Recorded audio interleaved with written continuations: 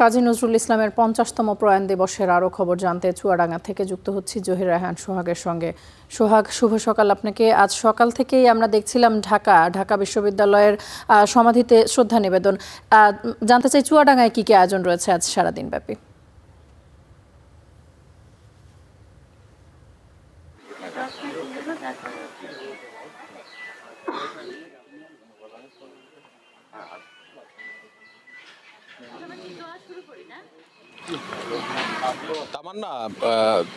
তামান্না আসলে চুয়াডাঙ্গায় বিদ্রোহ কবি কাজী নজরুল ইসলামের প্রয়াণ দিবস উপলক্ষে ইতিমধ্যে অনুষ্ঠান যে কর্মসূচি সেটা শুরু হয়েছে। আমরা দেখেছি চুয়াডাঙ্গার কার্পাসডাঙ্গার যে স্মৃতি বিজড়িত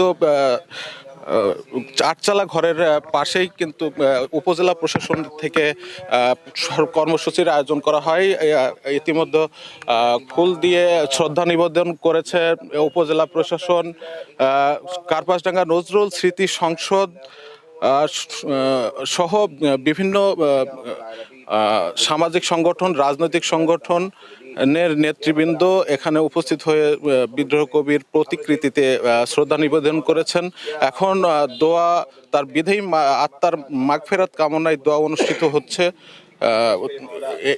এখানে একটি বিষয় জানিয়ে রাখি, স্বাধীনতার আগে সপরিবারে এই আটচালা ঘরে এসেছিলেন বিদ্রোহী কবি কাজী নজরুল ইসলাম, এবং এখান থেকেই যে লিচুচোর কবিতা, সেই লিচুচোর কবিতা তিনি রচনা করেছিলেন। 1926 সালের কার্পাসডাঙ্গা মিশন পাড়ায় এখানে এসেছিলেন। আমরা শুনবো আসলে আজকে আর কি কর্মসূচি নেওয়া হয়েছে উপজেলা প্রশাসনের পক্ষ থেকে।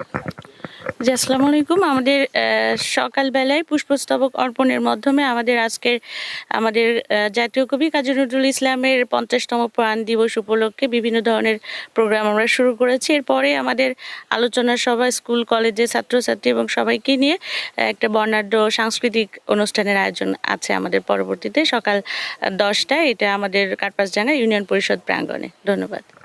ধন্যবাদ আপনাকে। আসলে যেমনটি শুনছিলেন যে আজকে দিনব্যাপী কর্মসূচি আছে, এরপরে আছে আলোচনা সভা, সেটি কার্পাসডাঙ্গা ইউনিয়ন পরিষদ চত্বরে হবে, এবং সেখানে এরপরে র্যালির পরে কিন্তু সেই সাংস্কৃতিক অনুষ্ঠানও আছে সেখানে।